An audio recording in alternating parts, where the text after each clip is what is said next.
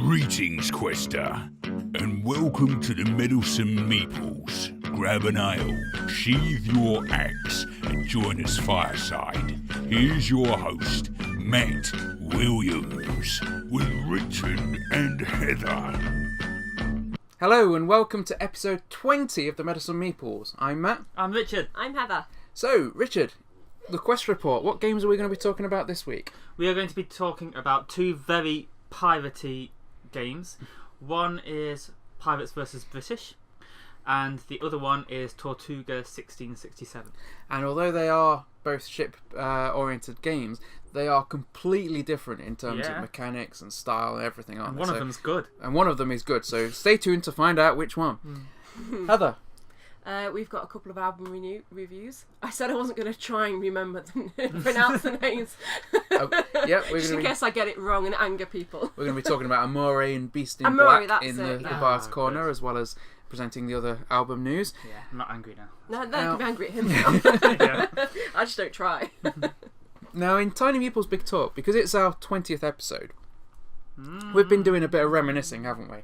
So, not just about the show, but about programmes we used to watch in our childhood. After 19 big questions, we need to kind of just go back to where we're comfortable. Yeah, back to where it all began. So, so in our Tiny Meeples Big Talk this week, we're going to be talking about some of the TV shows that we used to watch as kids and how they stood up to the test of time. And a lot of them we've rewatched, haven't we?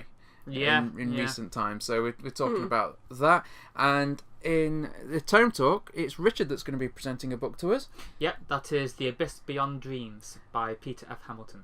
Excellent. So we've got that to look forward to as well. So what's everyone been up to recently? I can't remember. Partying. Yeah. Party on, Richard. Yeah, I can't remember. I was doing a lot of dancing with a lot of my Polish friends who did a very good party with lots of dancing. So yeah, that was fun. Yeah. I always think of Fry. Like, I will now perform my people's native dance. That just kind of goes. Yeah, it's been a bit of a busy few weeks, really, hasn't it? We did our Dinosaurs in the Wild. That's on it. I know Friday. I went somewhere. Yes. That sounded fun. That's all. I really recommend that. That's really cool. We went to a place in Manchester called it's Event City, where the venue, and they had this event on called Dinosaurs in the Wild. So we took the boys up to see that, and it's really, really fun. You get there, and I mean, I didn't really know what. I just thought it was a thing about dinosaurs. I was thinking I was going to see some dinosaur bones or something like that. So I really didn't know what was going on. You need to look up what. Yeah. So you see an autopsy. Yeah, like pretend autopsy. We'll come to that in a minute. But I mean, you get to this place, and I was taken through these doors, and the first person I spoke to, it was in uniform, and they're like, "Oh, this is the history of our company. If you want to know about that." And I thought, well, why do I want to know the history of your company? But anyway, there was nothing else to do, so I was looking at this information on this wall, and it was becoming more and more apparent that the information on the walls was bull. Because he started talking about this guy and how he invented time travel, and I thought, hang on a minute. And so see, I read up before we went what it was about, so I knew it was all pretend. But you were just like, what? It's like, shouldn't these people can time travel? Shouldn't we tell someone? Does the government know? I mean, this was all crossing my mind, and then I thought, you've got time travel in there, people.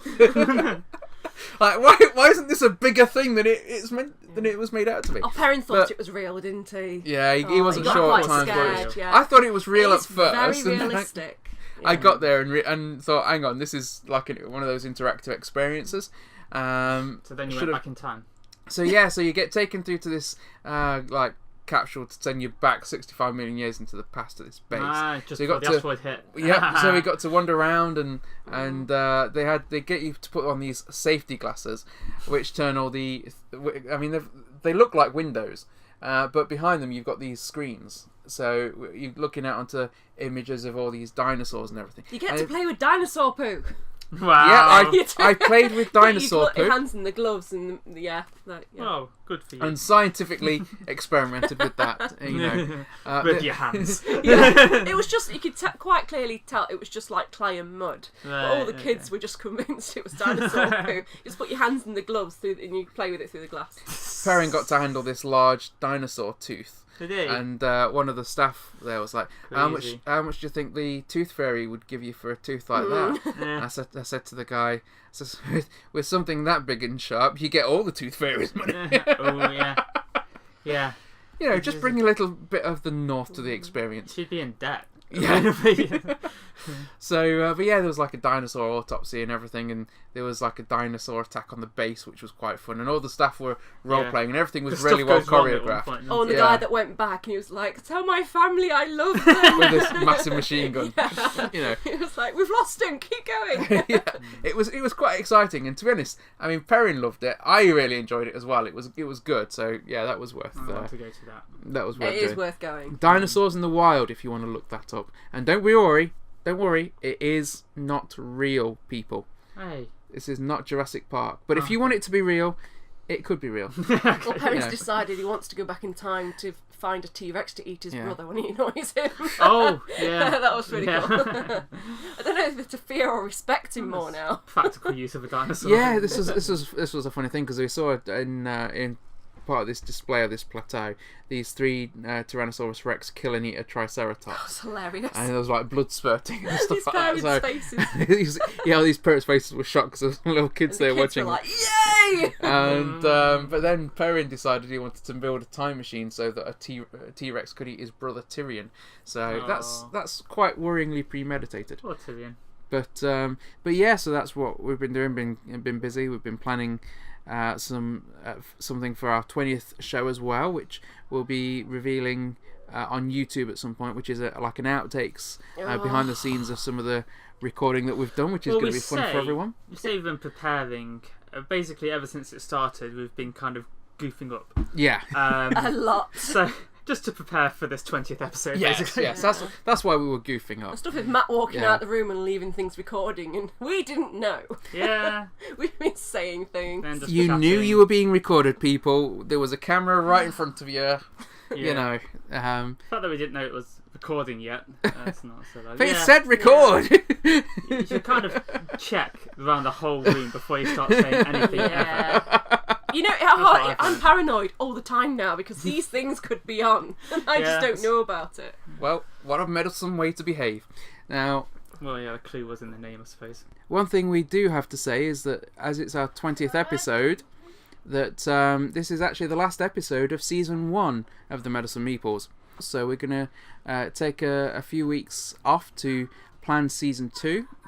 I get some preparation. We're hoping to be back late January, early February with some more episodes. World. Yeah, that's where we plan this. Yeah, we go there and make our evil schemes. Yeah. So Richard and I will be in Warhammer World at some point, and we'll be drinking beer and planning episodes and having a merry old time in amidst all the orcs. The more beer, the more ideas. There'll be space battles going on around us. It'll be nice. But in the time that we're gone, we'll still be writing a few blog articles. We'll have a few other videos and other things to help tide over.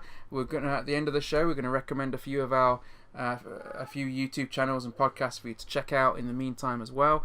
So don't worry. There's still be plenty of fun. And why not go back and listen to some of our earlier, much worse episodes. So for now, let's get on with the show. I'm getting attacked. No, his hands just come on his shoulder. It's the dinosaurs!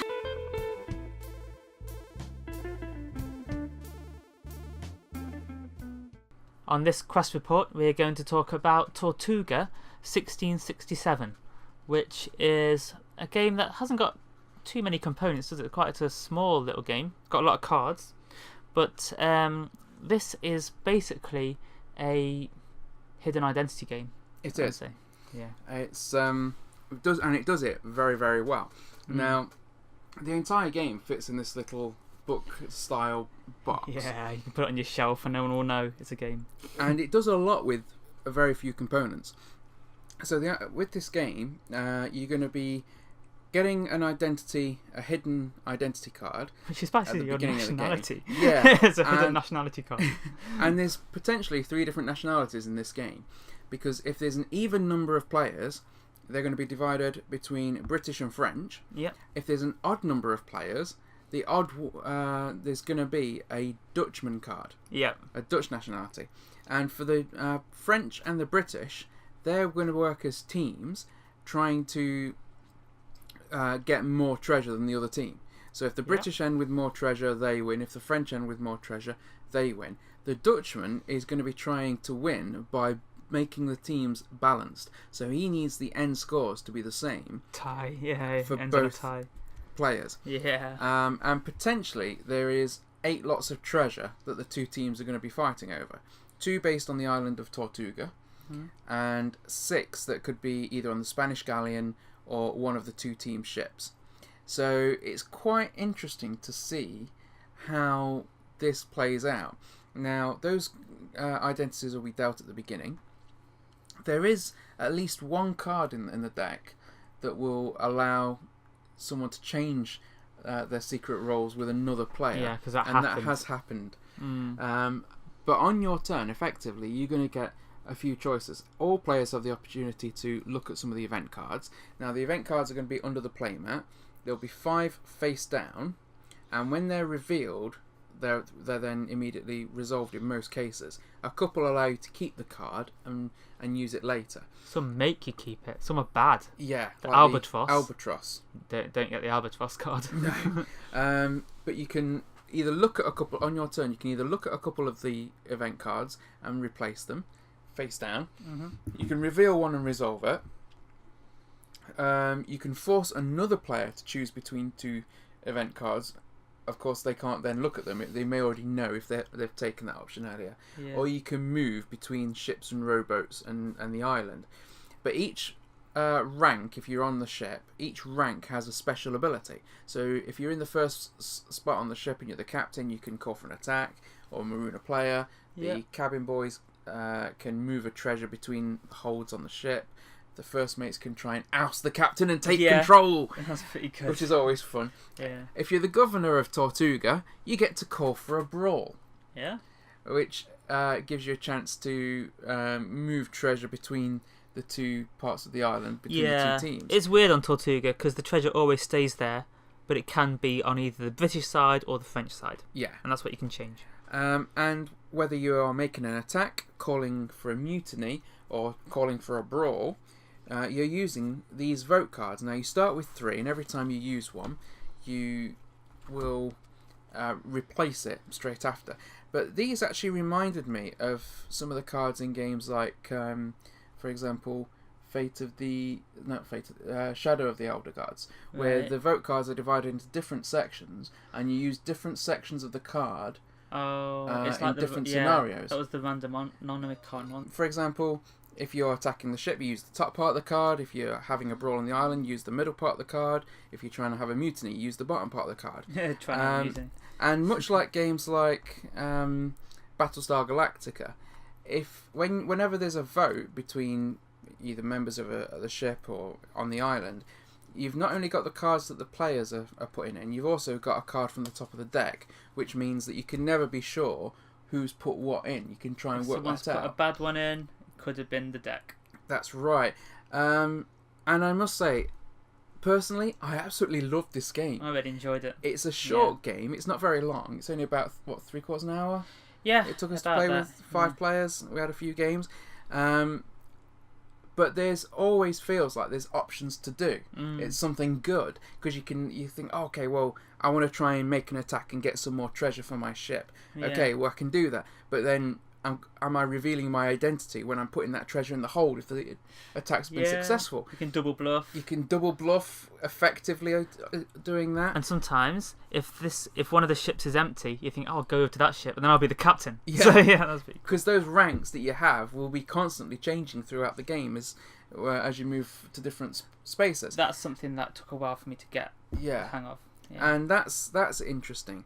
I thought not only does it have good options for you to do, because I say everyone, is going to be good. Sometimes you're thinking, well, I'm the captain, do I want to be the captain? Because I know someone, Carolyn, is planning a mutiny. Yeah, insisted a mutiny. Yeah, but then you get to go to the island perhaps, and you get to do something cool. And so no matter what happens, there's always some good stuff that you can do. It's fun moving around the ships. The event cards are fun because they allow you to do different things. Maybe shoot another player. Yeah. It might be some interesting opportunity to travel. It could be something that really does change the game, like one of the cards we have, because there's the regular event cards and then starred cards, which you're going to shuffle 3 into the event deck every game. Yeah, so there'll be a few really powerful ones in there. And they can really change things. So, for example, in our very first game, on like the second turn or something like that, one of them destroyed a rowboat. Yeah. So it was only specific cards, like the Atlantis card or something like that, that allowed you to move between the Jolly Roger and Tortuga at that point, because the rowboat to go from ship to island and back was out of the game. Yeah. So that was fun. I always like hidden identity games because I like trying to figure out, okay, which side are you on, and very occasionally, which side am I on? Yeah. But I love what this game does, and I love the way it does it. It does it with very few components as well, but it doesn't feel like this game would ever stagnate. Doesn't feel like it at the moment, because I could have gone for a third game of it really, even that night. Yeah, once we kind of got the hang of what was happening on it. The one thing that took me a little while, not a while, but I didn't quite get it first, is that it doesn't matter which ship you're on, either the Flying Dutchman or the Jolly Roger. They're just the pirate ships. Yeah. And it's that each ship has 2 holds. So basically each ship is collecting treasure for the British and for the French.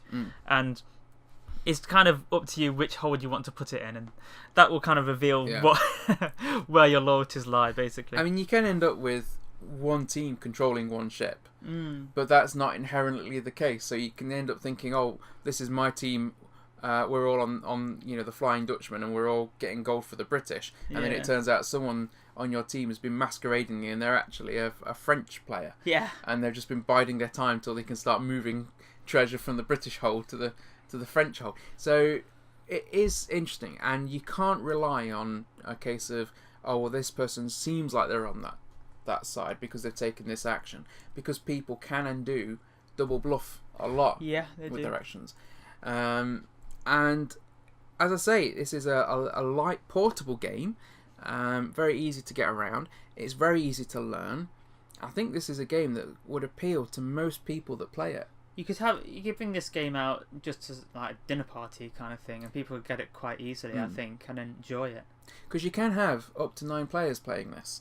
Yes. I mean, that's the thing. We've played several games with 5 players, and that was great fun. But I do feel like having even more players will make the game faster and even more backstabbing. Yeah, it'd be more guesswork, wouldn't there? Yeah. It'd be easier to hide your hidden nationality. I think it's always going to be better as well with that odd number of players. Yeah. Because then you've got the Dutchman, who is another element that's going around, and he's all he's trying to do is make sure the teams are balanced. So one minute you might think he's the British because he's just done something that seems to help the British, but actually all he's trying to do is win the game for himself and make sure the scores are as level as they can be. There's like balance, don't they? If a player seems overly concerned with balance, they might be the Dutchman, but that's not categorically the case. That's how I got found out. Yeah.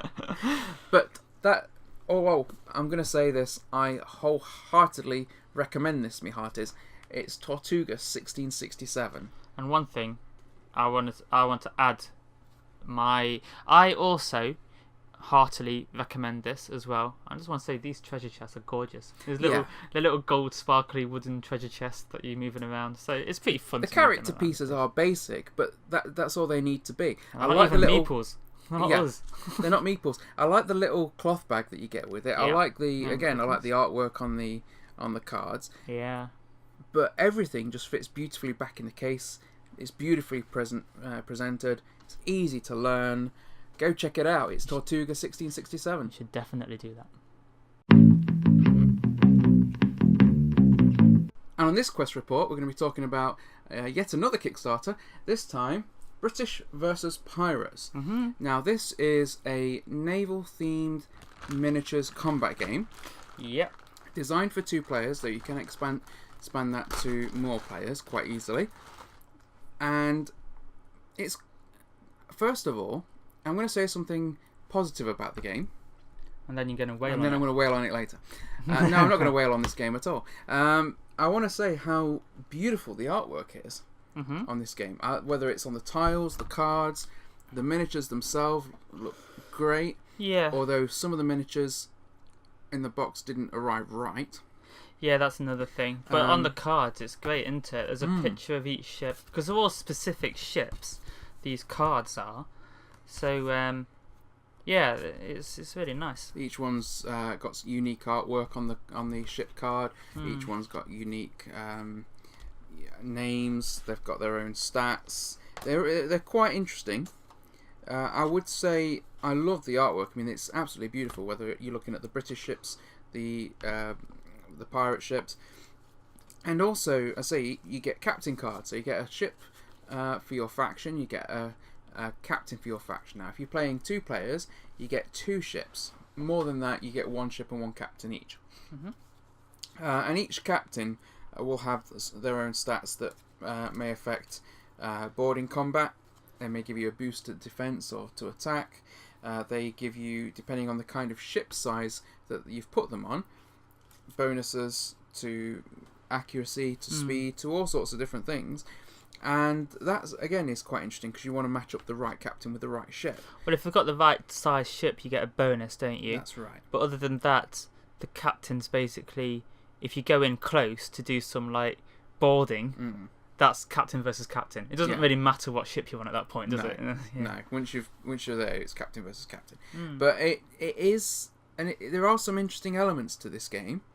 I quite liked, like you said, the whole idea of getting your ship into the right position, the right distance to fire against another ship. Yes. I like that manoeuvring aspect. It felt to it. like you were manoeuvring sailing ships, Yeah. rather than it just being a normal combat game with like a ship aesthetic to it. It did actually feel like you had to sail them forwards basically, and then shoot sideways. So, Mechanically, we thought this was quite simple to learn, didn't we?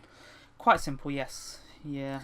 It's the strategy, as I say, of trying to plan where your ship's going to be, how to make the most out of your manoeuvring.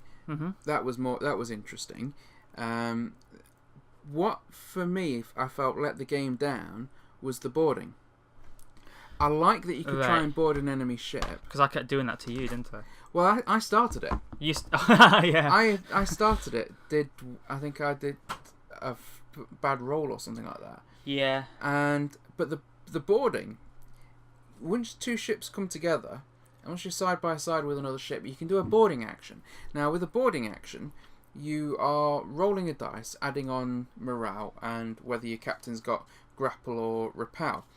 But it's so heavily weighted by the morale that once the first person loses, it's almost impossible to come back from. Because they lose all their morale. Yeah. And the other one gains maximum morale. So then the next boarding action, they're going to win. Yeah, pretty much. And that is what happened. Yeah. And it's very difficult then to do anything. And it didn't really feel, like we said with the manoeuvring of the ships, it felt like you were moving a ship. When it came to the boarding, I didn't really feel like I was trying to board another ship. Yeah, that did feel actually like you were doing just a game mechanic. Really. Yeah. It didn't feel that thematic. Now, you do get some interesting cards that you can use, which will boost things like ship combat, speed, things like that, which you can play to do repair that. The ship. Provided that you've got morale to spend to do that, because you have to spend morale to play these cards. Some of them are free. Yeah. But for most of them, you have to spend morale. But as I say, that is so important when it comes to things like boarding that it's quite a decision there as to whether you want to spend it for to play these cards or whether you want to keep it in case you get boarded. I don't know. For me, the game just felt a little flat. I say I like that manoeuvring side of it, and I love the artwork. The artwork on this, full credit for that. And I like the way you're keeping track of things with dice, because with all your different ship stats, you have starting ship stats which you put your dice down for. I like the fact that you've got to shoot past those outer armour, whether it be port, starboard, stern or bow, to try and get to the main structure of the ship and do damage. Yeah. That I liked as well. And once one of them goes to 0, your ship gets like a penalty, doesn't it? Well, it just means that you can't roll that dice for it. You still get your +4 defense, but you can't roll a dice. Well, yeah, but hidden underneath the die. Once the oh, right, dice sorry, is gone, yeah, you get... Like, if your starboard's gone, it says starboard cannons cannot shoot. If the back bit gets destroyed, then the pivot is reduced to 1. Stuff like that. Yeah, so, and again, I like that. That fits well with the theme. Yeah. It just... I think the boarding just fell flat. And I don't know, it just... It didn't feel like it was massively fun. Well, I think... I'm not a fan of these types of games, but I thought for what it was, I did enjoy it. Yeah, I thought it was good for what it does. I think as a light game, yeah, you know, it did work. Mechanically, it worked. And again, and I've said this before, but I'll say this again. If I'd found this as a kid, I would probably have been playing this in my early teens. Loads. A lot of what we do is like for the child in Matt. Yeah.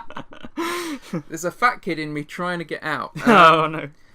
That sounds weird. It does sound weird, yeah. I shan't say that anymore. But as I say, this does feel like a game that I would have really enjoyed a long, long time ago. It just doesn't feel, although it works, it just didn't feel fun. Even when I was doing quite high amounts of damage to your ship, I didn't think, okay, yeah, I've done this. I've got this this side of the ship gone. It was just, oh, okay, we're taking this dice off. It just, yeah, I don't know, somehow it just lacked that engrossing feel or an immersive feel that I wanted from it. But as I say, I think if you'd put too much more into it, you'd have lost the light combat mechanic that the game was going for.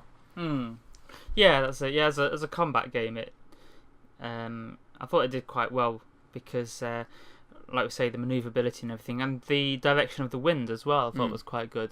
The way that affected your ship speed and then... That's it, yeah, because it's like you can get to a certain place and then think I'll turn around here and then I'll have the wind behind me so I can like go on the attack. I thought that was quite good. I like that aspect of it, actually. Yeah. Yeah, because it's quite well themed, I thought. So, yeah, so that was good. Yeah, but like I say, it's just it is just a combat game, really, isn't it? So it kind of does what it does.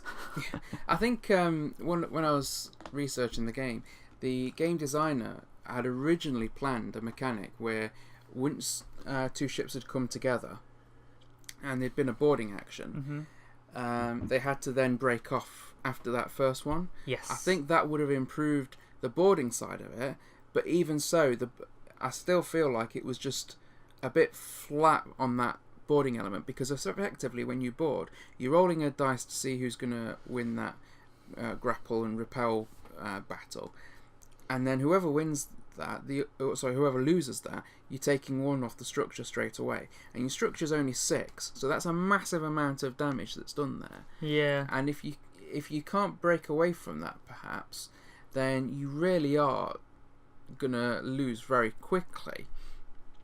But again, it's only meant to be a quick game, so yeah, you take all that into account. Yeah, but you don't want to spend the whole time just being boarded all the time because there's nothing you can do about it. I mean, even if it is a quick game, then that's not so fun. Because like I spent more time on your ship than I did on mine. I think you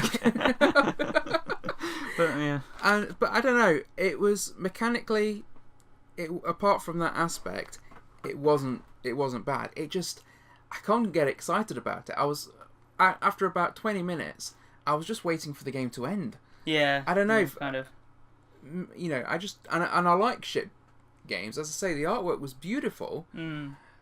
It just failed to be fun. Yeah. Well, I think if somebody wants a game about like pirate ships versus other ships and something being that kind of era naval combat, then I think this is a very good one to go for. So yeah, but it's just we're not really looking for that, I suppose. Neither of us. I liked the idea of the game, and I thought, it would be really great to have a fun ship combat. But I've played other games which I've enjoyed more, that sort of light battle mechanic, and I don't know. With this, I just didn't feel like I was having fun, and I wanted to like this game, not just because I'd bought it. Because if I buy a game and I don't like it, somebody will. But I just wanted to like it because it looked so good. Right. It looks so beautiful. I mean, the artwork and everything is amazing on this game. Yeah. I just couldn't get into it and get myself thinking, oh yeah, this is great, and oh brilliant, I'm lining up for another broadside. I wanted to be so excited about that. I wanted to roll a dice and get that broadside and go, oh yes, I've done this amount of damage to his ship. Yeah. And even when I was doing damage to your ship, it was like, okay, I've rolled some dice and you've adjusted that dice on your card over there. Okay, now you're going to move and roll some dice, and I'm going to adjust this dice over here. It just felt like it lacked, although mechanically, I say, apart from the boarding action, it was fine. It just lacked that fun element to me. Yeah. And so I don't feel I can recommend this game. No, yeah. I'm not saying that it's inherently a bad game. No. I say mechanically everything works, everything's there, with the exception of the boarding, which you could easily house rule. Yeah. It just didn't feel like fun. I just don't recommend combat games in general, really. There's so many more interesting types of games out there. So, but if you are into that and you want something kind of Navy themed, then I did enjoy this more than I thought I would. But then I wasn't really expecting to enjoy it, so I don't know. I don't recommend it either, unless this is you've been looking for something with like ship combat, in which case this is I think this is a pretty good one to go for. I do think though, I mean, I don't regret buying it because, as I say, I like the artwork and I like the ships. And I like the miniature ships, and I could probably put them into other games or whatever. Mm-hmm. Although it did annoy me that the ships that I got weren't the right ships. We were looking at the components and what kind of ships you were meant to get. I wonder if that may have got been too many of some and not enough of others. Maybe our problem. We might have done that wrong. No, we definitely did, because I looked at it again later. Oh. I need to get in touch with the maker about it and put that and see if I can get the okay. replacement. Right. But although if you've seen this, he might not want to send them me. So there we go. This is British versus Pirates. I cannot recommend this, but I will say it is a beautiful game. Yeah, I recommend looking at this game. Buy this game for the child in you. The Meddlesome Meeples present music news and reviews in conjunction with Paradise Rock UK. Hi everyone, welcome to Bards Corner.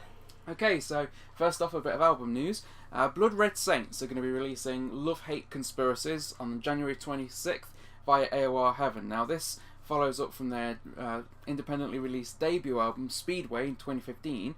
However, on Love Hate Conspiracies, it's got writing and vocal contributions from Paul Lane of The Defiance and former Danger Danger vocalist, and also Steve Brown from Trickster, Tokyo Motor Fist. He's written a song on there. Another album definitely worth looking at is Leone Conte. Now that's a self-titled project. Essentially, if you remember the Jean Land, Russell Allen project, Alan Land, it's basically that, but more metal. It's Alessandro Conte from Trick or Treat, which is an Italian power metal group, and also Fabio Leone, who was the original lead singer of Rhapsody. So that album's going to be out January 26th via Frontiers Records. You can see the official music video for the first song from there called Ascension on YouTube now. That's very good and definitely worth checking out. Also, keyboard legend Rick Wakeman is going to be recording a live version of his critically acclaimed Piano Portraits. Now that's going to be at Lincoln Cathedral in London. He's actually started a pledge music campaign to help fund the production of the recording, the filming, for a CD and DVD from that. So if you're a Wakeman fan, that's something you're going to want to check out. Okay, now moving on to the album reviews, we're going to look at two albums today. Dare to Be Happy by Amori, and in a few minutes we'll talk about Berserker by Beast in Black. So first off, Amori, now she's going to be releasing Dare to Be Happy on the 12th of January. That's going to be via Pride and Joy Records. Now if you're not familiar with her, she's a Swedish metal vocalist, singer. This album's got members of the Poodles, Therion, Hammerfall, Iron Maiden and Alien on it. Musically very good. Vocally, she's got that kind of growly, gravelly voice, but not on like an Apocalyptica kind of level. More, if you think of a heavy rock set, that's a good version, or maybe a more throaty Doro Pesh. Kind of matches everyone else on there, really. Yeah, it's kind of, if you like Doro, if you like Heart, rock set, but you kind of want a more heavy style of that, then that's definitely going to be something that you're going to want to check out. It's a very good album. There's a couple of songs on there I particularly liked. Starlight was one, Bad Illusion, which featured a member of Alien on there as well, and Monster of Your Own Creation. Those were the three main tracks I picked out from that album. But again, if you like female-fronted heavy rock, hard rock, then this is something that you're going to want to take a look at. Now the main album we're going to talk about today is Beast in Black's album Berserker. Now, unlike Amori, Berserker is out now. It was actually released in November via Nuclear Blast Records, and it's just taken us a while to get around to taking a look at it. Yeah. But here we are now. It was worth it. It was worth the wait. Yeah. Now, these are a 5-piece Helsinki heavy metal band. It was founded by Anton Kabanen. Now, he was the guitarist for Battle Beast. So I've gone with a completely different type of name there, really, Beast in Black. But this was a project he started after splitting with Battle Beast. Now, ouch. One of the main themes through this album is the fact that it's a lot of the inspiration comes from an anime manga called Berserker, hence the album's title. But there are some absolutely fantastic songs on this album. Yeah. It opens off with the Beast in Black song itself, which has some really great guitars, really powerful track. Some of the other songs I really liked on there was Blind and Frozen, which was incredibly catchy. Yeah. That was the second track. And Blood of a Lion, which again, very catchy, very anthemic metal album. The whole album's quite catchy, isn't it? Yeah, well I was going to say, because the song you liked on there was Born Again, wasn't it? Yeah, definitely. What did you think of that? Same thing, really. It was just really catchy. I'm making quite a few different compilations at the moment, and that's definitely going to make its way onto there. Yeah, it was very, again, I say catchy, but also the rhythm of it was really, really good. There was a song on there that did seem a bit odd to hear on a metal album, which was Crazy Imagine Saying. Yeah. That's kind of like a dance disco metal song. Yeah, it's still very, very definitely metal, but it wasn't bad. You wouldn't be surprised to hear it necessarily on the dance floor somewhere. Yeah, it wasn't bad. It was just a little bit odd on the album. It's one of the weirdest songs I've heard on any metal album, but it's very different from the other songs, but still a good song. Yeah. Eternal Fire was on there as well. That's very keyboard-driven symphonic metal. And the last song on there was the ballad from the album, Ghost in the Rain. Now that's an absolutely fantastic ballad with some great guitars. Basically, this is one of the best albums I've heard this year. Very, very catchy, technically fantastic. Anton is great on the guitars. The singer is someone I'm not familiar with, Yanis Papadopoulos. But for me, Beast in Black's Berserker is definitely one of the best albums of the year so far, unless something drastic changes in the next few weeks. It's hard to imagine that it's not going to be my number one metal album of the year. Yay! I've given it a 9.5. Oh, with a 0.5 again! Oh, that's so annoying. I only said that to annoy Heather. I've actually given it a perfect 10. Oh, I just wanted to see Heather's reaction when I round said 9.5. Round it up or round it down. This will be the third album this year to get a 10. Yep. So it's been quite a good year for music, hasn't it? It has. There's been some fantastic albums, a few doozies. Oh yeah, you've got to kind of balance. Yeah, but all in all, I can't recommend Beast in Black enough if you like metal, even remotely. If you're a fan of Rhapsody, if you're a fan of Hammerfall, if you're a fan of someone like Ian Anthony Lucassen, anything like that, then this is definitely an album that you are going to have to check out. Beast in Black Berserker. It's already out there, so you may already have heard of it, and if not, go check it out. What are you waiting for? Go now. Well, that was fun. Let's carry on with the show. The Meeples Alive! Now, as it's our 20th episode of Tiny Meeples Big Talk and the Meddlesome Meeples podcast, we were reminiscing a little bit. And one of the things that our audience might not realise is that Richard and I are only something like 11 days apart. I think it's 13 actually. 13 days apart, sorry, that sounds right. Nearly it's a fortnight. less than 2 weeks. No, we're British, so we like fortnights. Yeah. But we're less than a fortnight apart in age. Mm-hmm. And so we were thinking about some of the programmes that we used to watch as kids. Mm-hmm. And it turned out a lot of them were very similar because of the similar age gap. So things were pretty much on at the same time for us. So you had an older sister, didn't you? Things like that. I think that kind of changes dynamics. I think I was the oldest kid. Yeah, but I wasn't watching TV with them. Yeah, I know, but it just changes things. I don't know. I had older cousins, and like if I would go round to theirs, I'd be watching completely different stuff. But like you say, yeah, I was just thinking like would be different channels in the house, stuff like that. Yeah. But it made us think about some of the programs. So we thought we'd actually just have a little bit of a reminiscent Tiny Meeples Big Talk. And we talk about shows that we used to watch as kids. And actually, some of these I've been watching recently because I don't like a lot of the kids shows that are on now. And I'll watch some grown-up programs. Yeah. Well, the thing is, I've got kids, so the kids are watching stuff, and some of it is absolutely mind-numbing. Mm-hmm. So I've got some of the programs that I used to like watching to show them, right? And some of them, although I remember them fondly, have not aged well, and others are still cool. I found that with Transformers.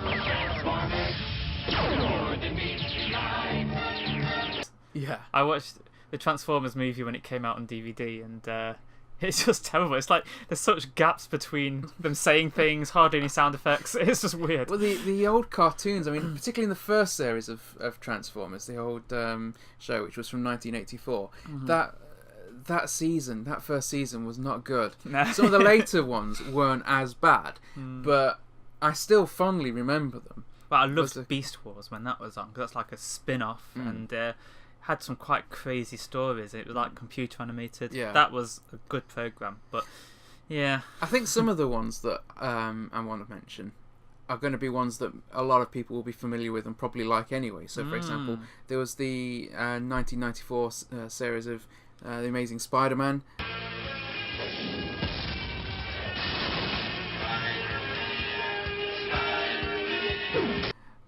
With I the really used cool to watch guitar riff Spider-Man. that was by Joe Perry from Aerosmith. I used to really like that. X-Men, the animated series.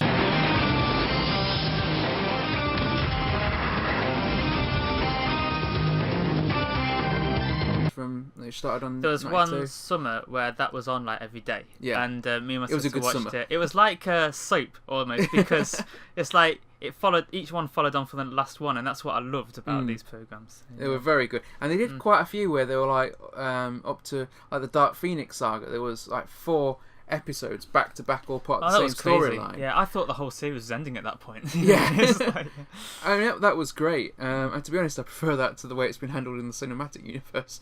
It's it was been done well. Wacky I'm Racers. just not as young as I was. I don't know. Oh, Wacky Racers! I watched that. Yeah. And now here they are, the most daredevil group of daffy drivers to ever whirl their wheels in the wacky races, competing for the title of the world's wackiest racer. And Muttley. Yeah, Dastardly and Muttley who are in this Penelope Pit Stop and all the others. Yeah, that was good. That's one of the ones that actually looking at, because I mean, my kids love Spider-Man and the X-Men series. The Wacky Racers is another one that's really stood the test of time. Even though, I say, it was 1968, it's still fun to watch now. Well, Hanna-Barbera ones, generally, they hold up quite well, which is one of the reasons why it feels like we've already reminisced about all this when we watched Harvey Birdman. Yeah. Because basically he was representing all these people in court, and it did hold up quite well, I thought.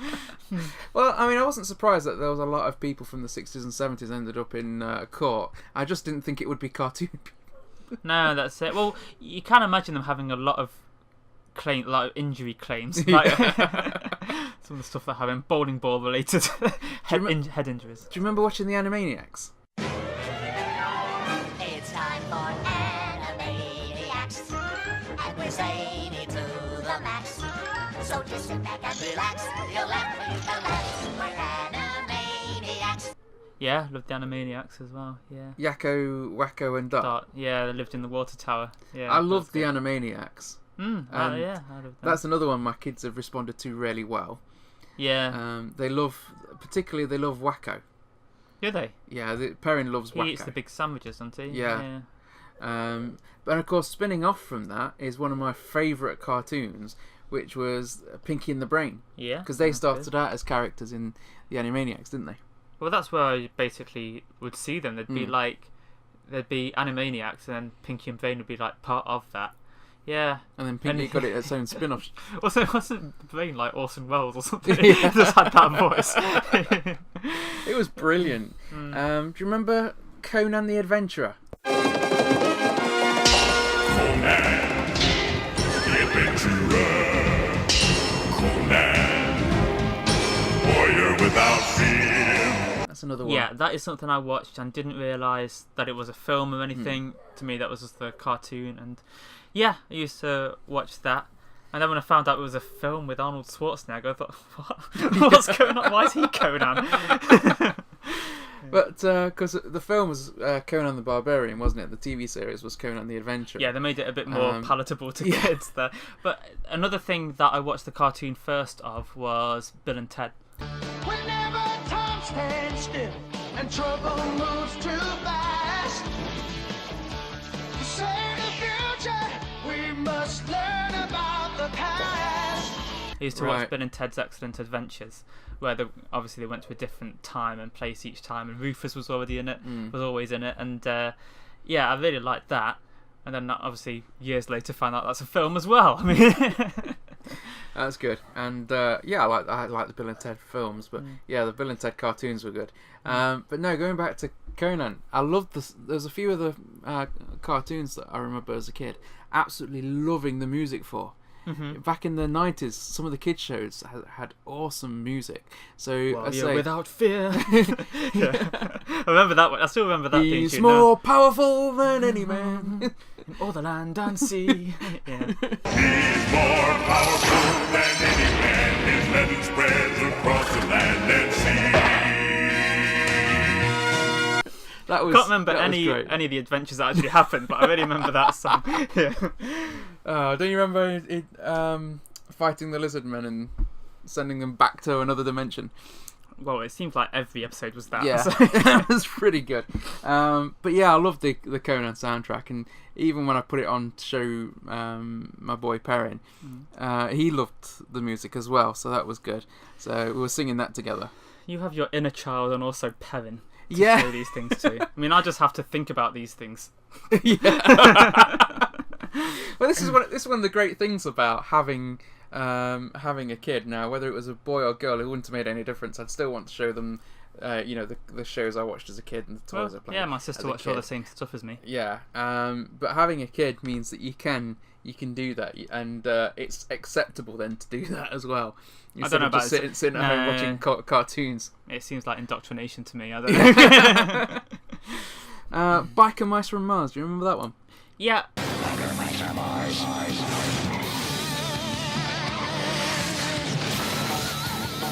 I did watch that, and it was kind of okay.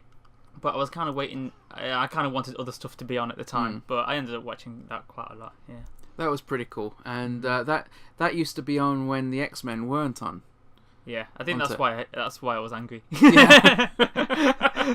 bring back the X-Men. Yeah, but I did prefer the X-Men to Biker Mice from Mars, but the Biker Mice from Mars were cool.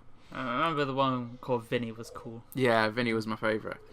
I was talking to you about this the other day. There was a show I used to watch called Botsmaster, or The Botsmaster. I'm Ziv Zoolander, ZZ for short, you know I fight the corp, I'm the Botsmaster. Listen up, you all, you're the boys brigade. When it's laser time, put on the 3D shade. Laser time, boys! Yeah, you've mentioned that before, and it's something that it seems like there's something about it on the edge of my consciousness, but I can't say. Let's see if I can jog that memory. Ziv Zoolander, do you remember him? He was the main character? Blue Magnum. No, I can't remember him. No. It was the story behind the Bots Master was that there was the corporation and Ziv Zulander and his bots, which he used to call the Boys Brigade, which was an acronym, and I can't remember what the acronym Boys for Boys. Brigade. Yeah, that's a flipping long acronym. BOYZZ, bots of young Ziv Zulander. Bots. No, it wasn't Ziv Zulander. Boys of Young something. Yeah, but it was something to do with the way with the programming. It was a reference to the robotics. But yeah, mac and cheese. Oh, these bots didn't come close to mac and cheese. But some of them were really cool. So there was some that were designed to like be engineers, be scientists, that were really brainy and made vehicles and stuff. There was one, the doctor called Watson. Who used to? He was kind of like he was the doctor, but he was also an engineer. So he'd like help make repairs to the bots, He's and just also the glasses wearing clever guy, be the medical guy for the humans in the show. Right. But my favourite character in there was called Ninjas. Ninjas. What, plural? NINJZZ. Oh, okay. Did everything have to have ZZ on it? There's a lot of Zs in the show. But he was the first of the Boys Brigade to be built specifically for combat. So he had like all he was programmed with the memories of loads of martial artists. Right. Okay, Mr. Miyagi. And he was in the as they go through in the intro and in the credits music, all the different bots. And what they do. And what they do, basically. That reminds me of like Donatello does machines. So for him, it was, what was it? My name is Ninjas, the battle hinges on how I use my sword and how it singes. My name is Ninjas, the battle hinges on how I use my sword and how it singes. Oh, right. Well, he knows. Lots of Zs. He knows what he does then. He knows what he does. But yeah, so Ziv Zulander basically made these bots to help him fight against this evil corporation. Mm-hmm. But most of them weren't combat based, so there was like several construction bots who were adapted to were able to do combat stuff. There was the sports bots, so like there was one guy, and it was all sort of like almost tennis ball type projectile type things. Well, that must be against the rules. One that was like a golfer. Is he also Dr. Bot? There was one that was like went around with a baseball, so he'd bat, he'd batting these balls, explosive balls at people, and there was one with a tennis racket and stuff like that. So so they weren't really like combat orientated bots in their design. They were all sort of themed after different things. But yeah, so. But there, it was really, really fun. One of the things that was quite rare for this, because this was a 1993 program, was that it had segments of it in 3D. Right. But you didn't. So when they sold the action figures for the show, then you got these 3D glasses with it. Right. But you could still. It was the way that the recording was done. If you put the glasses on, you got this kind of 3D look to as you're watching the TV. But you could still watch the TV and see it all without the glasses. Right. So there was always a cue in the show to put your glasses on, and it was when Ziv Zulander at the start. It'd always be at the start of a battle. Right. So Ziv Zulander would shout, "It's laser time, boys!" and that's when you knew to put the 3D glasses on. Right. And when Ziv said, "It's game over," you take them off. Okay, right. But it was like a really unique thing back in the early 90s to have something 3D in your own home. They did something like 40 odd episodes, I think. So that was fun. Bucky O'Hare, you remember Bucky? Yes, I remember Captain watching Bucky O'Hare. Yeah. Captain Bucky O'Hare! Bucky O'Hare! Let's croak us some toads! Another thing where I remember the tune more. Yeah, in the actual program. Yeah. Let's go croak some toads. Yeah, it had toads in it. No, that kind of overlaps for me a little bit with Danger Mouse, which I know is another one we were talking about. Yeah, just the fact that there's Baron Greenback. So I always think of toads as being evil. There was about 10 years. Danger Mouse came out 10 years before Bucky O'Hare. Yeah. But me and Ryan used to, when we were kids, we used to watch Bucky O'Hare, and we were mad on it. We used to sing the theme tune and everything. But again, like you say, some of the music for these shows was so good that you still remember them, even though some of the episode details were a bit foggy. Yeah, well, our brains were forming. Yeah. We saw these things like every day or every week. So yeah. But it was great watching these shows, and I say Bucky O'Hare. I love the theme music. I mean, got the program for Perrin to watch. Managed to get a DVD with like, all the episodes on, and he liked it as well. Because when he's under your roof, he'll watch what he wants him to watch. Hey, I don't force him to watch any of these. Right. I just give him the option. Yeah. Not everything's held up that well though. I spent ages trying to track down this program I watched as a kid called the Telebugs.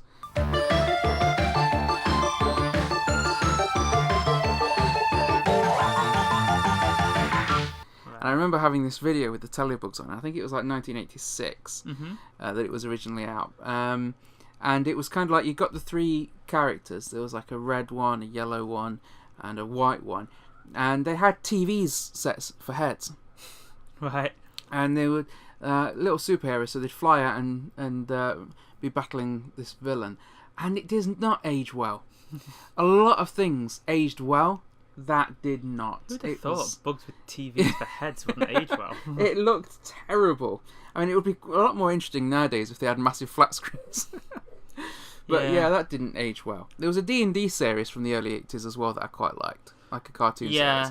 I remember seeing these kids. It started off with these kids went on this ride at a fairground, and as the ride set off, it transported them into this fantasy. Yeah, I think world I've seen of adventure. clips of that. Yeah, it's weird.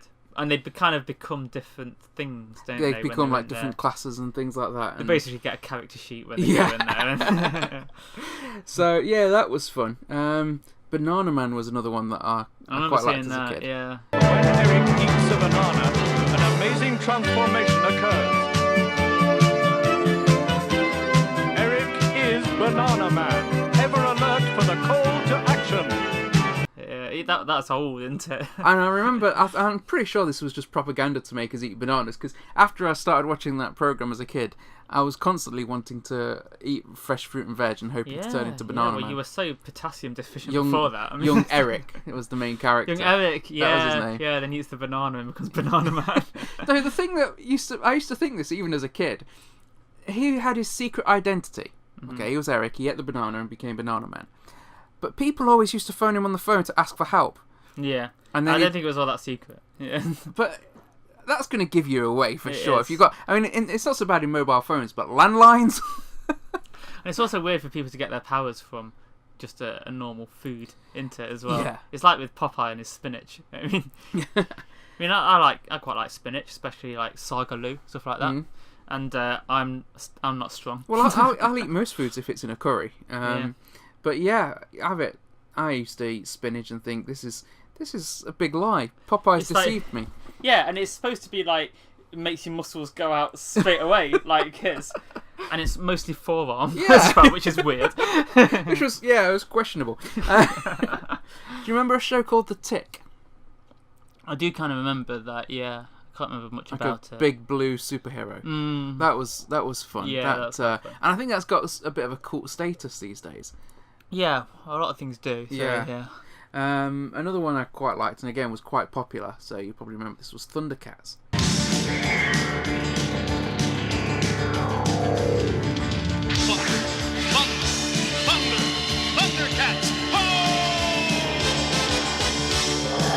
Yeah, now that's a weird thing because I don't remember seeing the TV programme very much, but I had some toys of it. And particularly the sword. I had like the sword that had the Thundercats logo, which I think on the programme was meant to like shine into the sky. For me, it just lit up. And I used to like, why isn't this going on the clouds? But, but I loved that sword. It was cool. It was cool. What about Captain Planet? Yeah, that taught me a lot about not polluting the environment and stuff like that. That was really good. And the baddies in that as well. I think I've heard it mentioned kind of in I think it's in Isaac Arthur's videos where he's talking about like if aliens visited, they might hate us for ruining the environment, but he's saying like it'd be a special kind of jerk to like punish us for not looking after the environment instead of telling us how to do it better, because like people generally don't want to ruin the environment unless you're a bad guy from Captain Planet, which is like they're just like I'm gonna pollute the planet. I remember that being a bizarre program because like all the teenagers had those rings, didn't they?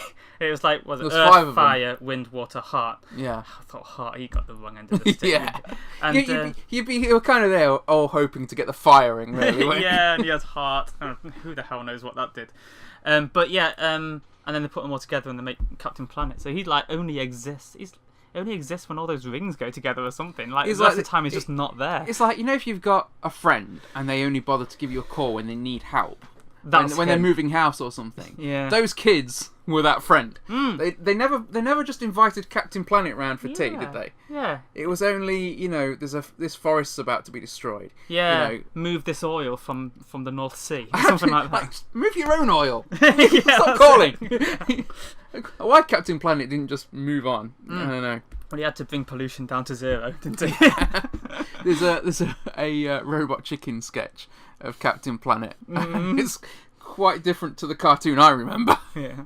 Actually, one of the things I found out recently, I didn't connect it before. One of the voice actors in Captain Planet was LeVar Burton.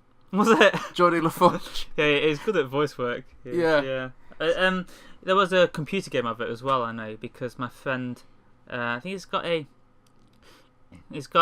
YouTube channel called Gaming Across the Years, but like he's done the whole of playing the Captain Planet game, and his commentary of it's really funny. Yeah. One I remember really liking, and it's funny enough, there was a film based on it, not based on the cartoon.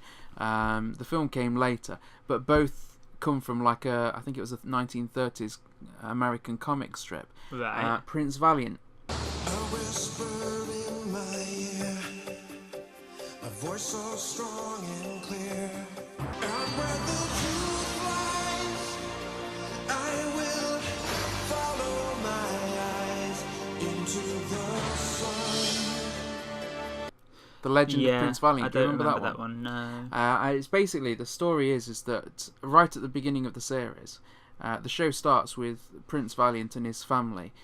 They're the ruling family of Thule, it's called, this small nation, and this guy comes in, conquers the kingdom, Sinon or something, I think his name was, and exiles Valiant and his family.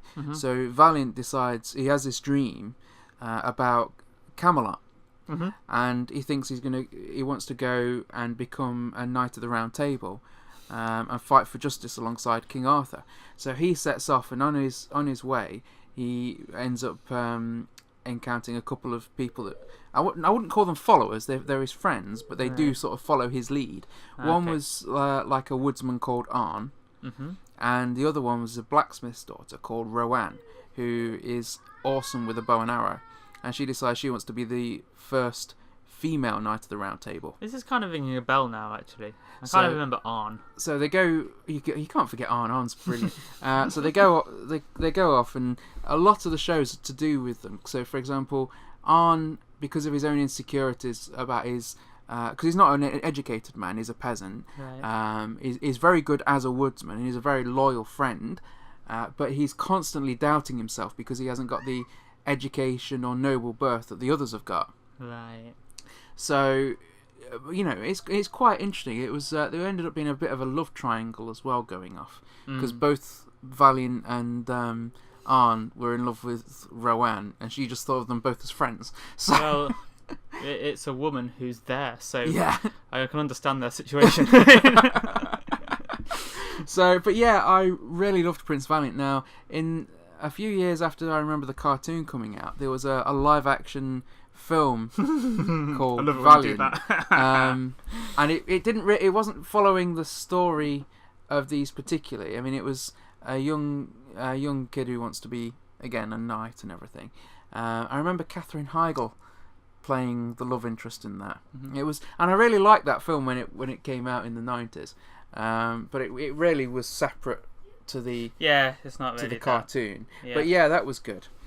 And then there was Iron Man. I didn't see that. Iron Man, and it was interesting because it's got some of the other characters like War Machine and Hawkeye, but it's about Iron Man and his own team, Force Works. Yeah, I didn't really know much about Iron Man until the films.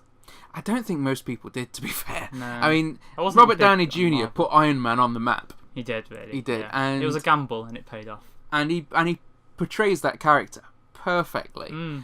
And I think he must be familiar with the Iron Man from the cartoon, because he did a very good representation of that character as well. He portrays a lot of that character's elements. He brings it to life. But yeah, I really like the Iron Man cartoon, because this wasn't the first series, because there was an old Iron Man cartoon years before, with like the 60s, 70s style Iron Man. But yeah, the 90s Iron Man was very good. Sailor Moon. I've seen clips of the 70s Iron Man. I'm just remembering that now. Yeah. It looked bad. Yeah. I'll admit, I've got that on DVD, but it was not a bright time for Marvel. The DVD's got stink lines coming off. But at the same time, I sometimes think to myself, if it wasn't for those like stinky shows from like the 60s and 70s, would we have the Marvel universe and everything that we have now? But then on the same time, looking at how much some of the old stuff wasn't good, like the old Lou Ferrigno Hulk shows, you kind of think, well, it was that bad. How did they get them to make another one? Yeah. How did it not ruin it? What about Sailor Moon? Did you remember that? Fighting evil by moonlight, winning love by daylight, never running from a real fight. She is the one named Sailor Moon. No, I didn't watch that. No, the first Japanese thing that I know was Japanese was me and my sister watched Pokemon a lot when that was out, because like all the kids at the playground all had the cards and everything, and it was just so fun that they were kind of collecting these things, and we hadn't really seen that kind of. I mean, it's like an introduction to anime, basically, into it when you're a kid. So that was really interesting.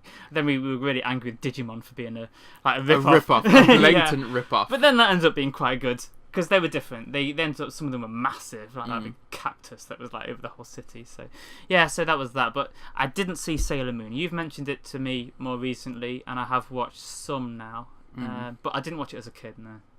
Because the American ones, which are the ones that we all got to see, were, compared to the Japanese ones that were broadcast, a lot more tame. Were they? Yeah, a lot more tame than the Japanese ones. Right. They had things in there that they wouldn't put in the American show. What, you committed Harry Carey? but yeah, Usagi was the girl in there that becomes Sailor Moon. It was a very good show and a good introduction to anime. If you've, it's kind of like if I had daughters, I would have shown them Sailor Moon, but I haven't, so Perrin gets to watch it with me. So, but he does love Sailor Moon. I don't know. Another show that I watched, and I spent years trying to remember this, because there was bits of this program that I remember, but only from like a couple of very specific episodes, and it took me years to track this down, because I really wanted to show my kid, and it wasn't like an animation like all the other things we've talked about. It's a program called Gumdrop, and Channel 4 commissioned a load of these episodes, and they were only 5 minutes a piece back in 1994. The books that they were based on were written in the 1970s by this writer and illustrator called Val Biro. And Gumdrop is the car. The illustrator actually had the Gumdrop car that the books are about, so he was writing about his own car in all these different scenarios. But Channel 4, when they commissioned these, instead of having them animated, they used the original illustrations that he'd drawn for his books. And so you had like a camera that would be on the picture, and the camera would just move across to a different part of the scene, filming reading a book, and it's of this massive illustration, and it would like zoom in, zoom out on different parts. So it wasn't like a single picture. It was moving around, and then it would move on to the next picture and do the same thing. And the narrator for it was Nigel Planer, who, when I finally figured out which show it was and started showing my kid, I realised was the narrator for a lot of the Terry Pratchett books, the Gars books. So it's kind of, I've been watching this like charming cartoon, and I keep thinking Nobby Nobs. But it's the artwork for it, the illustrations for it are so charming. It was just although it is very much a kid show, it's not like these other shows. It was still really nice to watch them with my own little boy and see how much he liked it. But a lot of these programs we're talking about, how good the music was with this, it was shockingly bad. Not just bad, shockingly bad. Right. But yeah, they were just really charming little 5-minute episodes of the books. Right. Because you were on WhatsApp trying to see if we all remembered it. And nobody else did. I'd been trying to remember it on and off for years. It. I mean, it's an old Austin Heavy, so it's a lovely 1920s car, which is still being used at different shows and stuff now, for car shows. But yeah, I'd been trying to remember the name of this program for years, and eventually it was getting me so wound up that I started asking people, can you remember anything about this show? And then I managed to track it down without any help. So, you know, there's time put to good use. Power Rangers. Yep, watched 1993. That. I remember really liking it and wanted to be a Power Ranger, and me and my friends used to pretend it was morphin time. Yeah, I never knew what morphin was. They used to talk about morphin as if it was an actual thing. I don't know if it was a noun or a verb, but I really liked the Zords. They were like basically robot dinosaurs, robots, so that was really cool. And then they could like combine to become a Megazord. So that always seems really cool. See, robots, good. Dinosaurs, good. You know, there's nothing there not to like. One of the things I always didn't make the monster grow. But crazy. I really like that show. I mean, I've learned more about the program in more recent years, and rewatching some of them with my own boys, because my boys love the Power Rangers. You can watch stuff again. I couldn't believe how cheesy it was. Oh, I can. It had not aged well. I even thought it was cheesy. No, I thought it was definitely cheesy at the time, but I loved the robot dinosaurs so much. But it's like, why do they have to like move around so much? Well, obviously now I know, like, they've got the whole faces covered. Yeah. If they don't like over emote everything, then they're not acting right. Funny enough, that's not the only thing, because the original Japanese program was aired before the American one. Googling stuff. Okay, just watch the program.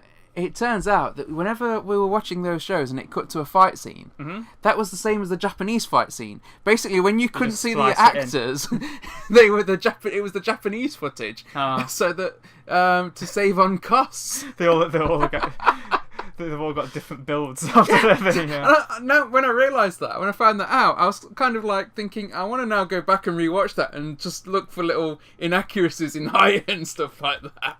You really need stuff to do, man. I do. That's why I started this podcast, you know. Yeah. Look where that's led us, Richard. Yeah. So the other one, Reboot. Reboot. I loved Reboot, and still do, it turns out, because we watched some the other day. Yeah. And that's the time when, well, I didn't make. And my kids weren't even particularly involved in that, but they did come and watch it with us, didn't they? No, Carol, my sister, was here, and we always used to watch it. We particularly liked an episode called Firewall, where it's kind of got a James Bond type intro, which was just bizarre. I mean, I watched that a few times when I was a kid, and I still enjoyed it. They ripped off so many things in that episode as well, didn't they? Definitely. It was like, it had Toy Story, Micro Machines, James Bond, and but it was pretty dark for a kids program. The way they would be sometimes oppressed by the bad guy Megabyte, and like all the people living in fear and wanted to have a revolution and stuff like that. And he imprisoned his own sister Hexadecimal, and was like, and she went insane in imprisonment. He was using her power. I mean that, and it does look old. It does look old now, but I still think the thing it. that dates it more than anything is the fact that it was like that computer 3D animation, which was amazing at the time. I just couldn't believe it at the time. But now it looks like an old game. It looks like one of these games that you get for 99p now on a disc. But then it's meant to be old games. It's set in a computer. So. My favourite characters in that were Mouse and Dot Matrix. Mouse and Dot Matrix are good. I liked it when it skipped ahead and Enzo became Matrix, and Andrea was really cool as well, and he was being like a tough action hero out on the internet trying to find Bob. That was really cool. Everyone finds Bob on the internet these days. But and just finally, Nightmare.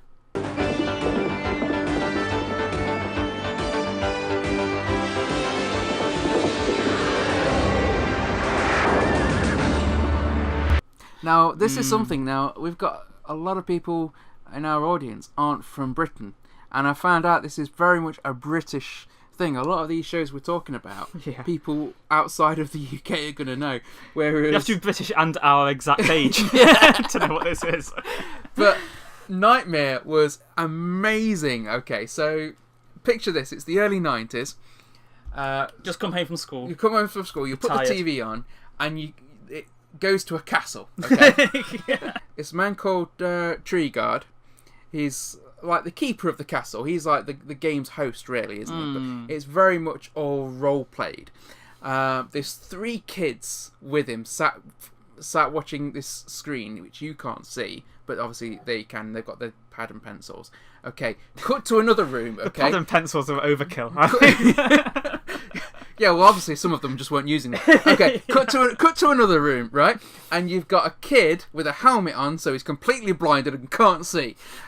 And this doesn't go to CPS. What the hell were we watching? Right. But this kid is put into a virtual reality scenario. Okay, so again, you've got all this computer-generated VR coming up. Which the kid can't see. Which the kid can't see because he's blinded by this GIMP helmet. But the audience can see it and these kids can The audience can see it, but they have questions about the helmet. It's like a Viking helmet that goes all the way over your face. With like horns coming up on it and this visor, which is kind of pointless because he can't actually see anything. Yeah, it's a visor that's not a whole...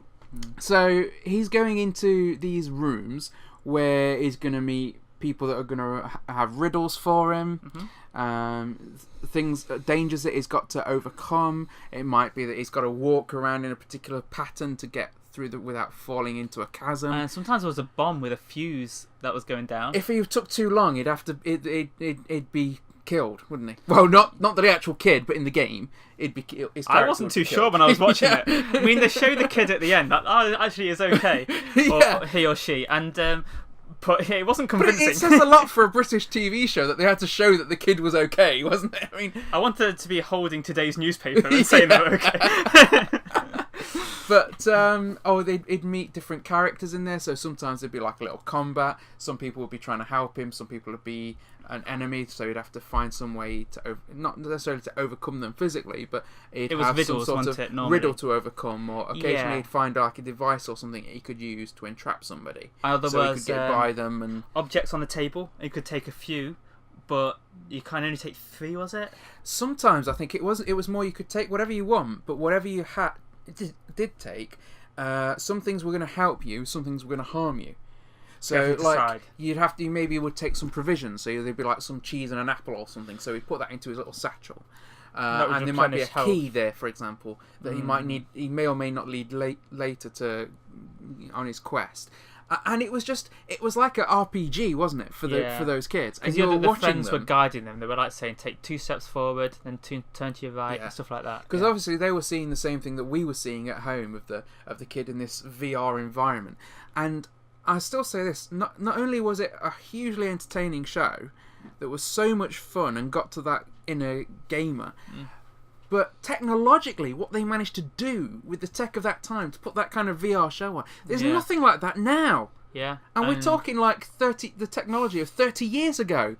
Come on, people! Is it 30 years ago? It's coming up there, because it was late 80s it started, wasn't it? Was it? Nightmare.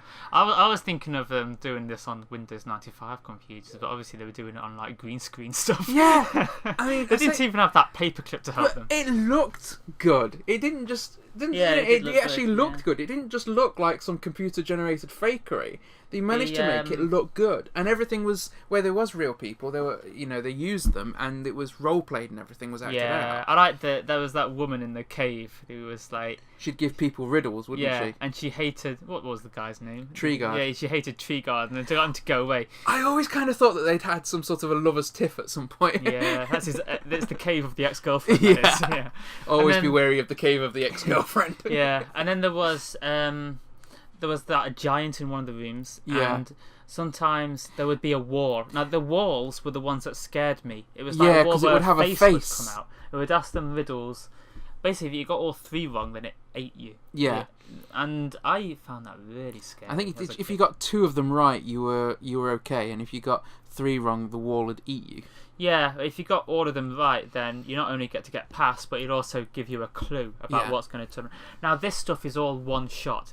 It's like a computer game where you only have 1 life, and then basically you all have to go home. So it's like if this person, if they die, then they it's not only they lose, so all their 3 friends have to go home as well. But they deserve to go home because they've been telling you the wrong things to do. They're the ones guiding you. I mean, with that show, I mean, one of the things that was great about it was that sometimes you'd have the same team for 3 or 4 episodes because a team might be doing really, really well, so you'd have to keep bringing them back.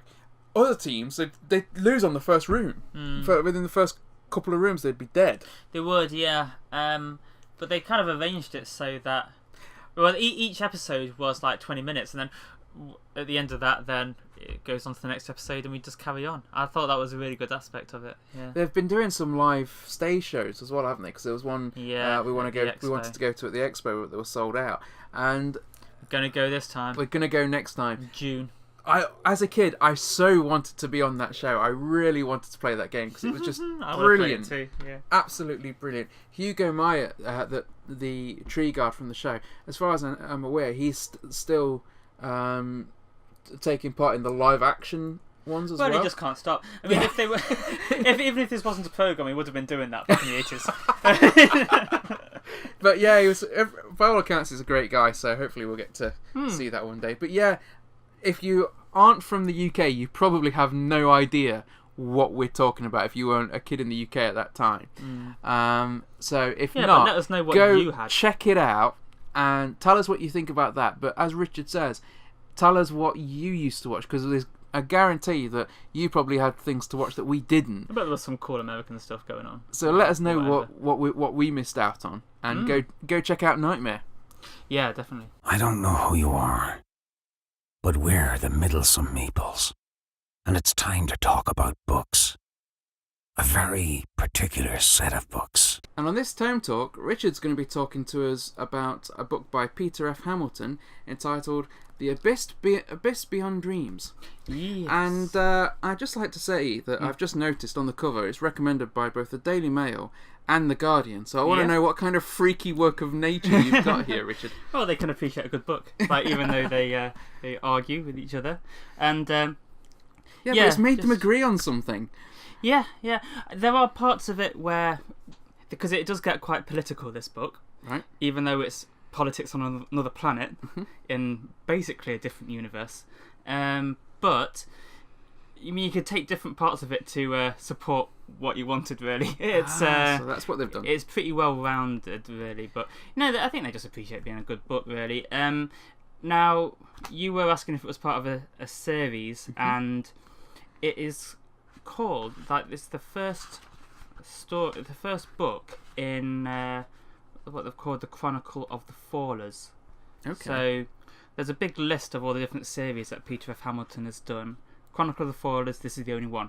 I've checked, there are more of it, so there are more Chronicle of the Fallers book, but it's kind of embedded within other series. Right. So I could pick this up quite easily because there's lots of expositional lines and dialogue and explanations of what had gone on previously. So I understood the kind of universes it was in, but it was very much a completely different story, like starting. So sort of a standalone book within an existing universe. Yeah. And you don't need to have read any of the other books of the universe to follow this one. It did make me quite interested in reading some of them because it's actually the same main character. Okay. Although, strangely, it's a clone of him. So the main character in it, Nigel Sheldon, it just became very obvious that he was the main one from all these other books. It just speaks about his previous adventures and things like that. He was basically the guy from Earth who, he was the first one to set foot on Mars. Okay.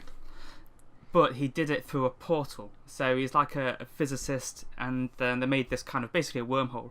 And this is the backstory, not the book itself. This is what had happened in previous books, right, apparently. Okay. It's explained here. But he opened a portal on Earth, stepped out onto Mars, and I think that was like a massive achievement for humankind, but apparently there was an alien kind of standing there, like laughing at them at the time. I'm not sure kind of how that went down or anything, but they kind of found out they weren't the only ones in the galaxy, and basically this guy, because of like genetics and things like that, he's over 1,000 years old now, still looks like 25, and he is the leader of the Commonwealth, which is kind of a federation type thing, mostly linked together through wormholes and things like that. But he's managed to kind of make humankind have a interstellar society, and it's a bit of a kind of post-scarcity thing. And the fact that he is the one having the adventure here, it made me think of Zaphod Beeblebrox quite a lot. Like, he's actually there being very hands-on, but also being basically the president of the galaxy. And yeah, I thought that was quite interesting that he featured so much in this book. But as I say, it was a clone of him, and that comes quite early. They like kind of realise that they're going to have to send someone into this void. That Nigel's the best one to go, but also too important to go, so he clones himself with all the memories and then sends that. And but a lot of it happens on this planet, which is called Bienvenido. And what it is it's in a void. And would you say that that's a welcoming planet, Richard? Kind of, yeah. I know, yeah. I know you know Spanish, but yeah. So, what had happened is, yeah, there you go. There's kind of a map of most of it there. So, what it is some people on a colony ship got stuck in a void, and now I think this void has been featured before in Peter F. Hamilton's books, because there is the Void trilogy you can see here. Now this is basically the black hole in the centre of our galaxy. So in this universe, or this literary universe, that turns out to have some very weird properties, and it's not just a singularity, it is actually a void that's expanding and engulfing planets and stuff. When you get in there, the physics are very different. All your ship and all the technology kind of stops working. The humans have kind of nanomachines and stuff like that, so they've got basically telepathy and stuff like that. Oh, kind of. It's kind of it's called a Gaia field, I think. So, like, they can sense each other's emotions and things like that. Now, when they get in, that's something that each one projects, is it, or?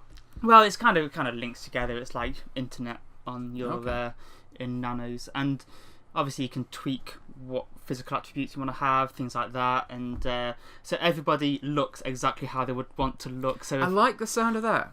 Yeah, it is. Like, towards the beginning of the book, there's a lot of talk about how if someone looks, if there's any kind of physical kind of imperfection, that's kind of a statement, like a bold statement, that they don't want to conform and things like that. So that's the kind of post-scarcity civilization they're living in. And when they get in the void, all that stops working, but the physics becomes really weird.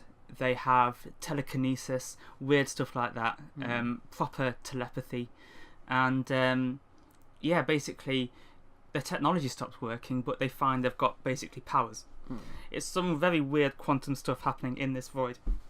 There are aliens in there with them who are bizarre, and time is weird as well. So humans get lost in this void and end up having to make a new civilization, basically.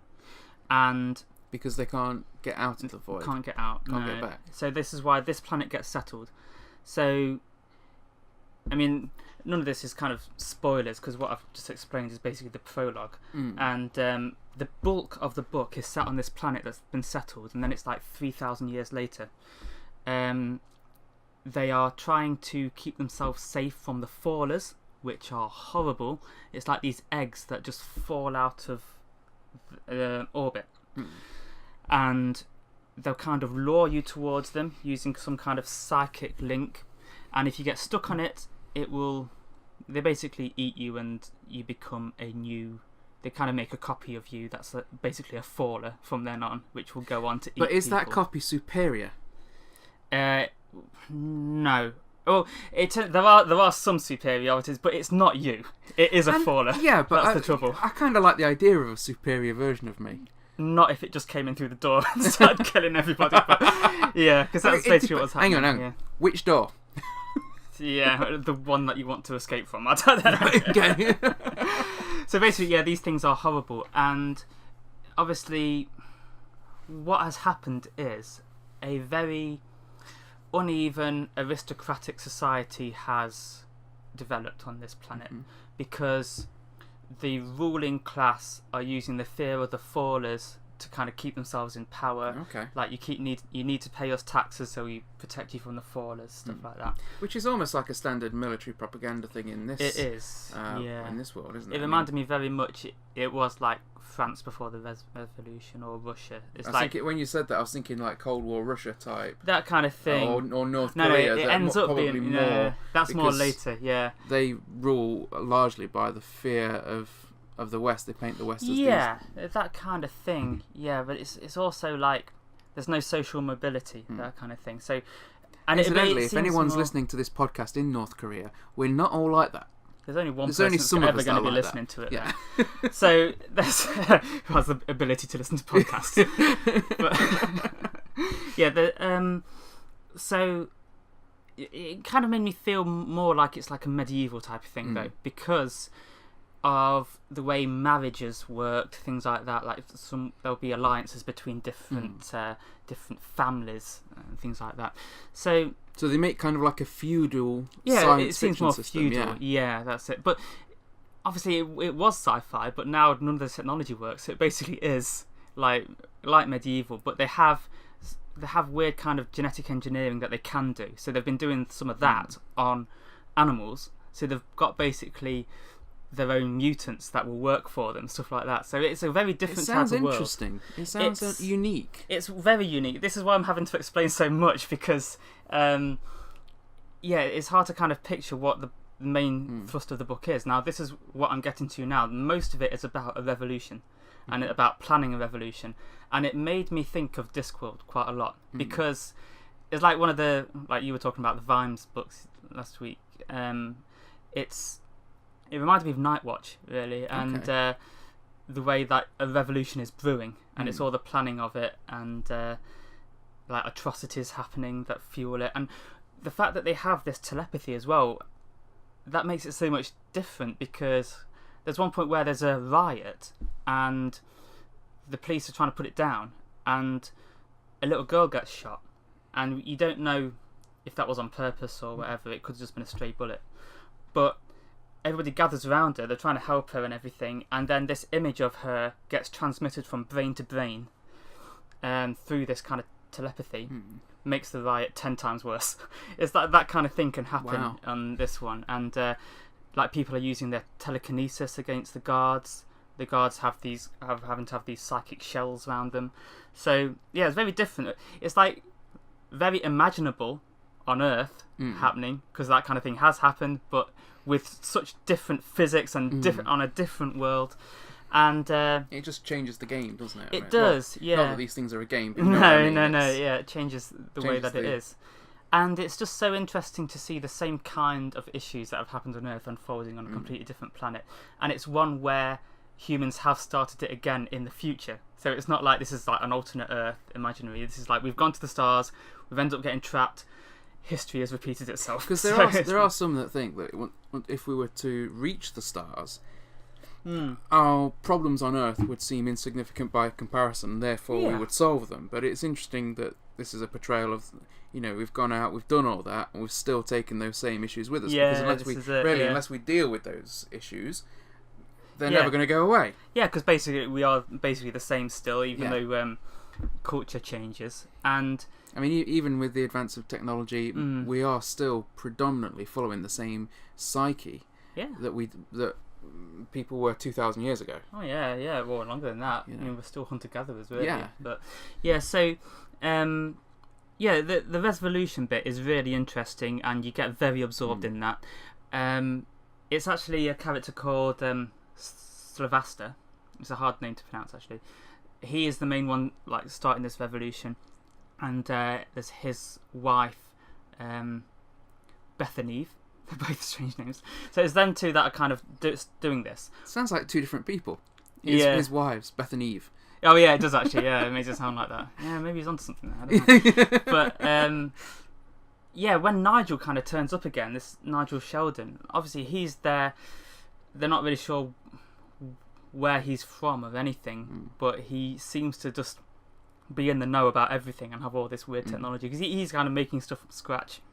None of his technology works either, but he kind of understands more than they do, because he's just come from the Commonwealth, whereas they are on a planet where all this knowledge has been forgotten, like centuries ago. That's why I think there's a kind of a weird time thing. That kind of got away from me a little bit.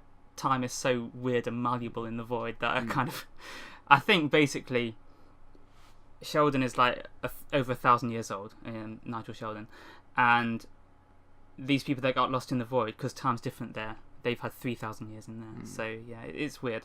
But anyway, they have this revolution. Obviously, part of it is about... Should we leave the revolution as to who wins and who loses up for... Yeah. I'm not going to... Obviously, they plan the revolution. I'm not going to say how that went or anything like that. But the part of the planning of the revolution is what you do afterwards. Right. Like, and they were planning this right from the start. Like, we can't just make it military. We have to have some political clout. We have to have people believing in us, things like that. And I mean, that kind of thing can go wrong very easily. And the nature of the void, I kind of got the idea that we were going to learn more about that at the end, because it's so weird and you understand so little throughout the book of what the nature of this void is, because it's almost like there's religious components to it a little bit, because like one of the things that's weird in this quantity is like when someone dies, you kind of see like a soul go up, and it will either be guided by these Skylords, a type of alien. There's these two different you can either go to Geo, which is like a nebula over there, or you can go to Eurakis, which is one over there, which is horrible. It looks horrible and kind of like a heaven and hell. Basically, yeah. So the Skylords will either guide you to Geo, or if you haven't lived a fulfilled life or something, so you didn't have your head together when you died, basically, you just kind of wander around and you end up in Eurakis, I think they call it. And but the weird thing is, I'm not going to say any more about that, but that is the bizarre bit of it anyway. Tell us what it is about this book that you particularly liked and why you recommend it. I liked the fact that, as I've mentioned, the political and social elements of it are so interesting and so engrossing.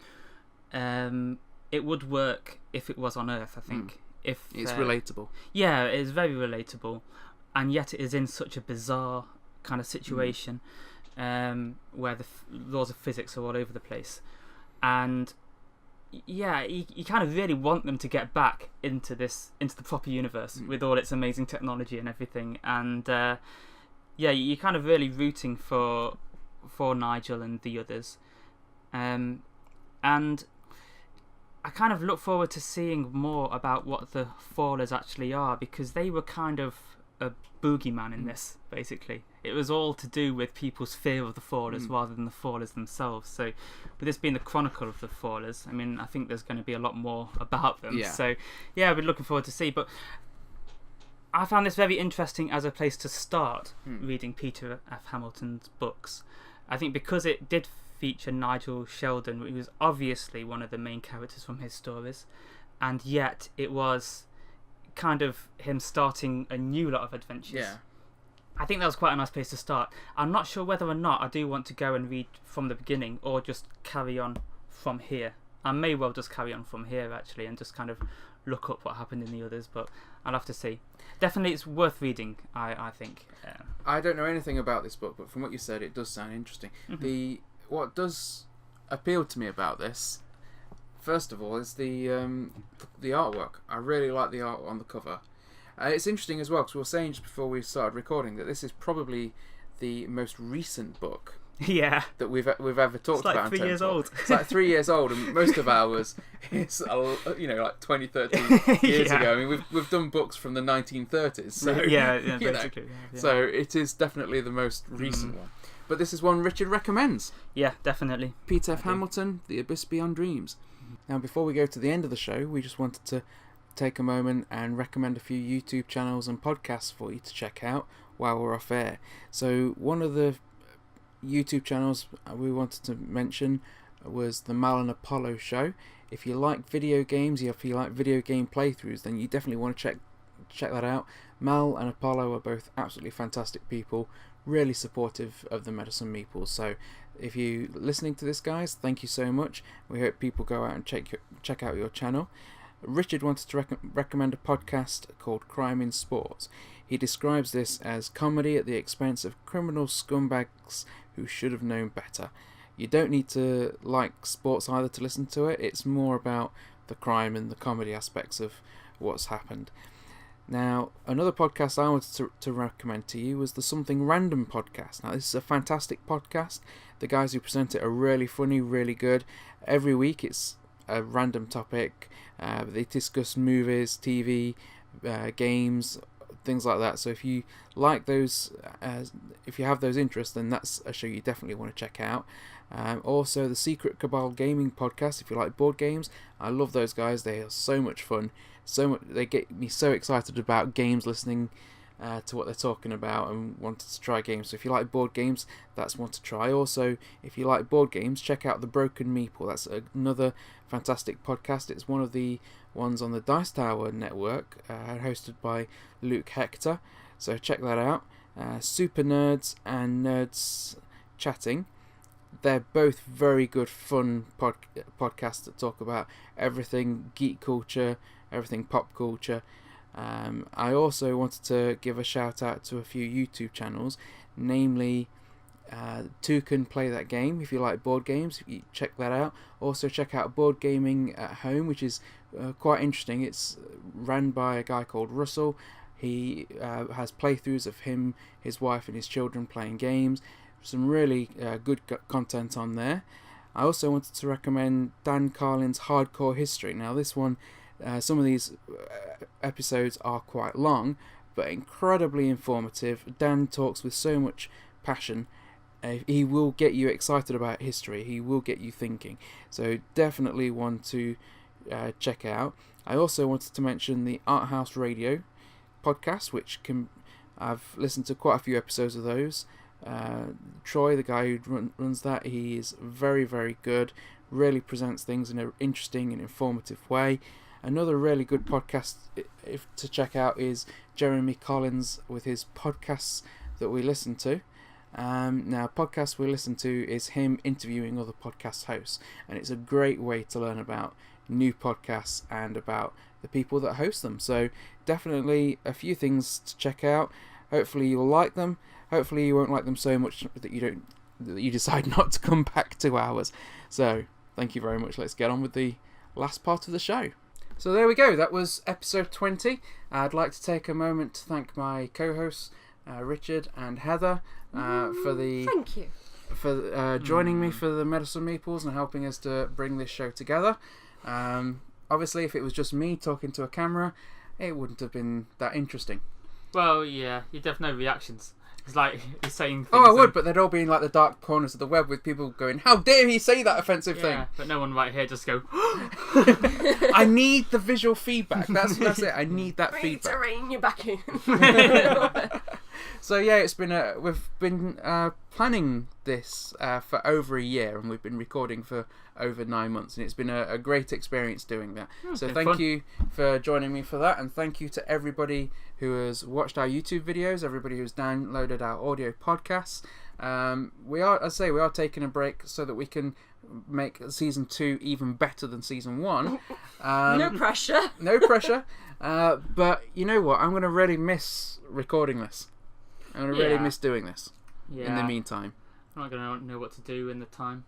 I'm not going to have to buy as many biscuits to bribe the kids to be quiet in the other room. No, that's not necessarily a bad thing. It's for them. Consumption is going to go down.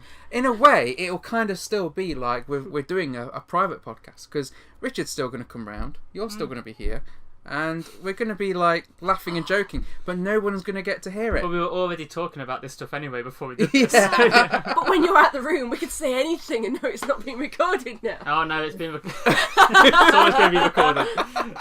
those bloopers are going to be super.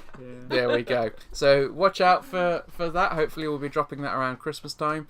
But as we say, thank you so much for joining us. We'll see you again for the new season in the next year. Mm-hmm. Stay meddlesome. Yeah, stay meddlesome until we get back. Not too much. Dial it back a little bit because it's a few weeks. Farewell, Quester, and thanks for joining us. If you wish to avoid the wrath of Greyscarn the Black, then subscribe to our show before you depart. Our fortress is located at meddlesomemeeples.com, or join our banners by rendezvousing with us at facebook.com/Meddlesome Meeples, instagram.com/the Meddlesome Meeples, or follow the flight of the mountain bluebird to @Meddlesome Meeples. Until next time, Quester, farewell, and keep thine axe sharp.